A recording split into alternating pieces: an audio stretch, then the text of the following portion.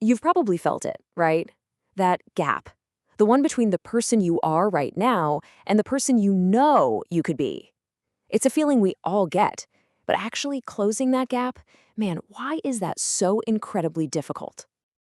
Well, let's start with something we all know too well, the cycle of failure. You know how it goes. You get this burst of motivation, you commit to a big change, it works for maybe a week, and then somehow you're right back where you started. It's this super frustrating loop that just leaves you feeling kind of defeated. So, really, what is going on here? Why is making a change so hard? It's really easy to just blame yourself, to think you don't have enough willpower. But the real answer? It has absolutely nothing to do with not wanting it enough. Nope. The real reason is baked right into the fundamental wiring of our brains. I mean, we all have these goals, don't we? Things like, I'm going to hit the gym 3 times a week, or I'm finally going to learn Spanish, or let's be real, I'm going to stop scrolling Reddit for 2 hours every night. But turning those awesome goals into things we actually do, it can feel completely impossible. And here's the most important thing I want you to take away from this. Struggling with change is not a personal failure. It is not your fault. It's basically a feature of your brain's operating system. And once you understand the rules of that system, you can start working with your brain instead of constantly fighting against it. So to really get what's happening up there, let's use a metaphor. I want you to imagine we're taking a little trip deep into your brain's jungle. Okay, so picture it. Your brain is this dense, overgrown jungle. Every time you make a new decision or try new action, it's like you have to hack a brand new path through all that undergrowth with a machete. It takes a ton of energy. And your brain, well, its number one job is to conserve energy. So it's always going to choose the easiest path available, the one that's already been cleared. And think about how this actually works. The very first time you do something new, you're basically just trampling a few plants. No big deal. But if you do it again and again, a rough little trail starts to form. Keep it up, and that trail becomes a paved street. And eventually, before you know it, it's a 6-lane, effortless highway that your brain can just zoom down on complete autopilot. So, how do these highways get built in the first place? To understand that, we need to meet the two very different characters who are constantly battling for control inside your head. First up, let's talk about a routine. Now, a routine isn't automatic. It's a conscious set of actions. You do it on purpose, step by step, because you know it gets you to a result that you want. And the part of you that executes these routines, let's call it the wise planner.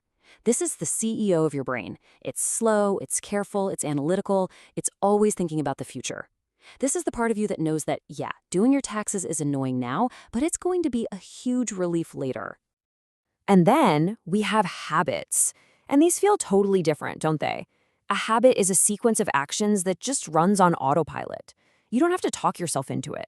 Some kind of trigger sets it off, and boom, it just happens. And who's in charge of habits? The impulsive toddler. Now, the toddler lives completely in the now. It hates hard work, it could not care less about the future, and it only wants what feels good right this second. So when it sees a trigger, like, say, your phone sitting on the table, it immediately yanks the steering wheel and puts you on that familiar highway to an instant, rewarding feeling. So this is the core conflict happening in your brain all day long. The wise planner is trying to do the hard, high-energy stuff that's good for you in the long run. Meanwhile, the impulsive toddler just wants to run on those easy, low-energy habits. And even though the planner knows what's best, guess who usually wins? The toddler. Why? Simply because its way is easier and saves precious energy. So what do we do about this? How do we stop this constant fight? How do we get the planner and the toddler to actually team up and build the habits we really want? Well, the secret isn't about willpower or brute force. It's about being clever. It's about tricking your brain. You have to convince your brain that this new thing you want to do, it's not a big deal. You make the action so ridiculously small that the planner can easily start it, and the toddler can eventually just take over without a fuss. And here's the framework. It's so simple, it's beautiful. First, you break your big goal down into a tiny, specific action. Second, you pick a super obvious trigger for it. Third, you just repeat it over and over in that context. And fourth, this one's key, you find a way to make doing the action itself enjoyable. Okay, let's walk through an example. Say your vague goal is be fitter. That's way too big and scary for the toddler. So you break it down into something almost laughably small and specific. Do 10 squats. See? That's it. Anyone can do 10 squats. It's not a big deal. Next, you need a trigger, like a big, shiny start button for the toddler. So you decide. I will do my 10 squats in my living room at 8 a.m. while wearing my workout clothes. That specific context, time, place, what you're wearing, that becomes the signal that it's time to go. And finally, you gotta bribe that toddler. You have to make the action itself rewarding. So maybe you decide you only get to listen to your absolute favorite podcast while you're doing those squats. Now you're linking the new, slightly difficult thing with something you already love to do. All right, let's wrap this up by talking about the mindset that holds all of this together. Because honestly, without this last piece, even the best system in the world can fall apart. Be patient with yourself. This is so crucial. Actual scientific studies show it can take anywhere from 15 days to over 250 days for a new action to become a truly automatic habit. The timeline is totally different for everyone and for every habit, so please don't get discouraged if it doesn't feel easy right away. And remember this, success isn't about this massive overnight transformation.